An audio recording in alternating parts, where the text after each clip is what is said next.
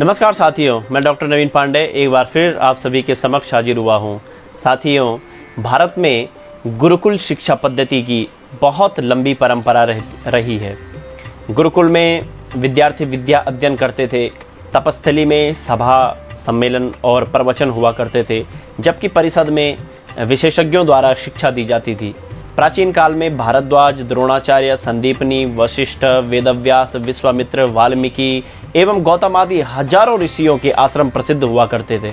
जिस प्रकार से आज बड़े बड़े विश्वविद्यालयों के नाम है, ठीक उसी प्रकार से यह जो ऋषि थे वह अपने आप में एक विश्वविद्यालय, एक बहुत बड़ी यूनिवर्सिटी के द्योतक माने जाते थे। महावीर एवं शंकराचार्य आदि की परंपरा से अनेक गुरुकुल जगत प्रसिद्ध हुआ करते थे, जहाँ विश्व भर में अनेक छात्र ज्ञान प्राप्त करने के लिए आते थे और जहाँ गणित, ज्योतिष, भूगोल, विज्ञान, भौतिक आदि की सभी प्रकार की शिक्षाएं दी जाती थी।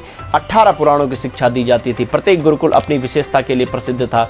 कोई गुरुकुल धनुर्विद्या सिखाने में कुशल था, कोई गुरुकुल वैदिक ज्ञान देने में कुशल था, कोई वैदिक अर्थशास्त्र सिखाने में कुशल था, कोई ज्योतिष और खगोल विज्ञान में दक्ष था। जैसा कि आधुनिक समय में भी आप देख सकते हैं, कोई engineering college, art college, commerce college, Sanskrit महाविद्यालय इत्यादि अनेक गुरुकुल थे। गुरुकुल परंपरा एवं प्राचीन शिक्षा पद्धति में जितने भी हमारे आदर्श हुए, सबने गुरुकुल में रह करके ब्रह्मचर्य का पालन करते हुए अपने गुरु के पास 5 वर्ष की उम्र से और 25 वर्ष की उम्र तक ज्ञान प्राप्त किया, जिससे उनका सर्वांगीण विकास होता था। जैसे राम, बलराम, परशुराम, कृष्ण, अर्जुन, भीष्म, युधिष्ठिर इत्यादि हजारों ऋषि मुनि। आधुनिक शिक्षा नीति में गुरु के समीप केवल 8 घंटे के लिए छात्र जाता है और अपने भविष्य का निर्माण समझने लग जाता है। उन 8 घंटों में भी विशेष बल अंक प्रतिशतों पर दिया जाता है, जिससे बालक का सर्वांगीण विकास पूर्ण रूप से रुक जाता है।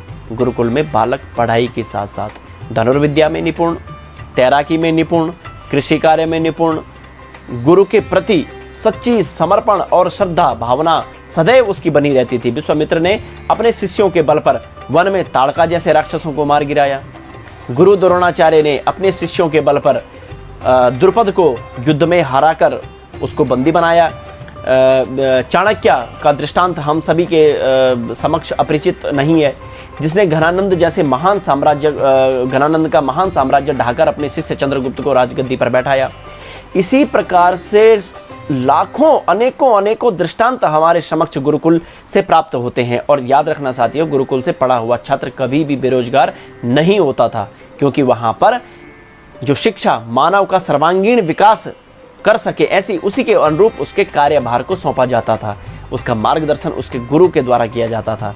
परंतु साथियों, जैसा आपको विदित है कि महाभारत के काल से ही शिक्षा पद्धति को राजशाही शिक्षा पद्धति के रूप में हमारे सामने प्रस्तुत किया गया।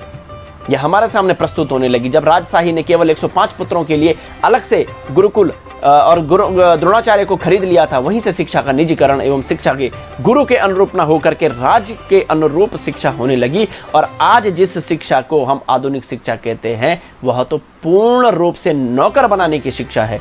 आज की जो शिक्षा है, यह मैकाले द्वारा हमें नौकर बनाने की शिक्षा पद्धति है। इस शिक्षा से हम अपने वर्चस्व को नहीं पहचान पाते हैं। यह शिक्षा हमें केवल नौकर बनाती है। आप देखते होंगे किसी भी व्यक्ति के भीतर कुछ प्रतिभा भरी हुई होती है, लेकिन हमारा यह समाज, हमारी यह शिक्षा उसको इतनी जल्दी से ग्रहण नहीं कर पाती है, क्योंकि हमें यह रहता है कि बच्चे ने 10वीं पास कर लिया है, अब 12वीं पास करेगा, उसके बाद कोई डिप्लोमा कोर्स करेगा और किसी नौकर खाने में क्लर्क की नौकरी करेगा। अगर थोड़ा सा उससे ऊपर की डिग्री हासिल कर ली तो उससे बड़ा, उससे अधिक पढ़ लिया हो तो उससे बड़ा नौकर बनेगा। तो कुल मिलाकर के आज की जो शिक्षा पद्धति है, वह केवल और केवल हमें एक नौकर बना रही है। हमारा जो सर्वांगीण विकास है उसको रोक रही है, हमारी प्रतिभाओं को रोक रही है। किसी बच्चे का लक्ष्य कुछ है कि मुझे सिलाई बहुत पसंद है, किसी बच्चे का लक्ष्य है मुझे खेती करना बहुत पसंद है, किसी बच्चे का लक्ष्य है मुझे अपनी दुकान, शोरूम, अपना व्यवसाय करना बहुत पसंद है। परंतु हमारा समाज उसको इस दृष्टि से देखेगा मानो उसने कुछ अपराध कर लिया हो। क्यों?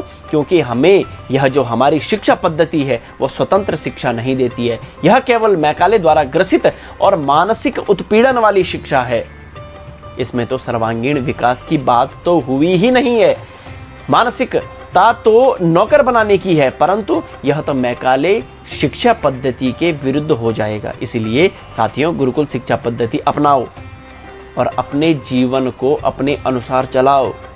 अपने मन और शरीर को अपना स्वामित्व स्वयं से करिए।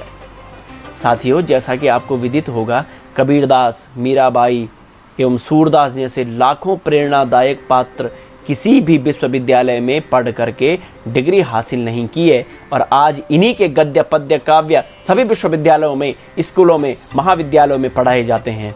साथियों, आपको ध्यान होगा, सुश्रुत और चरक ने किसी भी मेडिकल कॉलेज से जाकर के मेडिकल की विद्या या मेडिकल की डिग्री हासिल नहीं की है, जबकि आज प्रत्येक आयुर्वेदिक संस्थानों में इन महान पुरुषों की पुस्तकें पढ़ाई जाती है। पतंजलि ने किसी भी योग डिपार्टमेंट से डिप्लोमा करके फिर या फिर किसी भी महाविद्यालय में जाकर के योग की डिग्री हासिल नहीं की है। और आज आप देखते होंगे कि पतंजलि के नाम पर सारे योग पीठ खुले हुए हैं। महारानी लक्ष्मीबाई, महाराणा प्रताप, छत्रपति शिवाजी, अनेक दृष्टांत योद्धाओं के हमारे सामने मिलते हैं। इन्होंने किसी भी डिफेंस एकेडमी में जाकर वीरता का प्रमाण पत्र नहीं लिया है। इनके खून में वीरता थी और इन्होंने अपना सर्वांगीण विकास किया है। और अपने लक्ष्य को पहचान करके आज योद्धाओं और शौर्य की बात आती है तो इन महान पुरुषों का परिचय हमें अवश्य पढ़ाया जाता है। आप देखते होंगे आचार्य विश्वकर्मा, आचार्य मय, आचार्य तक्षक, आचार्य वर्धकी, इन सभी ने किसी भी इंजीनियरिंग कॉलेज में जाकर के डिप्लोमा या डिग्री हासिल नहीं की है। और आज सभी इंजीनियरिंग कॉलेज में, विश्वविद्यालयों में, इन विश्वविद्यालयों में आचार्य मय इत्यादि के जो बड़े बड़े मंदिर, बड़ी बड़ी बिल्डिंगें, इनके बनाने की जो विधि है, इनके ग्रंथ वहाँ पढ़ाए जाते हैं। तात्पर्य यह है कि अपने वर्चस्व को पहचानना है और यह किसी भी शिक्षा पद्धति के अधीन नहीं रहे हैं। इन्होंने अपने वर्चस्व को स्वयं से पहचाना और अपने वर्चस्व को पहचान करके इन्होंने ये इतनी बड़ी बड़ी उपलब्धियां जो है हासिल की है। आज इनके ग्रंथों को हमें पढ़ाया जाता है। साथियों, अपना वर्चस्व भी पहचानो।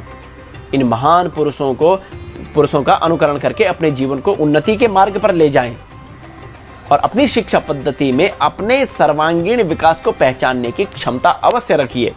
तो साथियों, इस वीडियो में इतना ही। तब तक के लिए नमस्कार, धन्यवाद। जय भारत, जय उत्तराखंड, जय सनातन सभ्यता।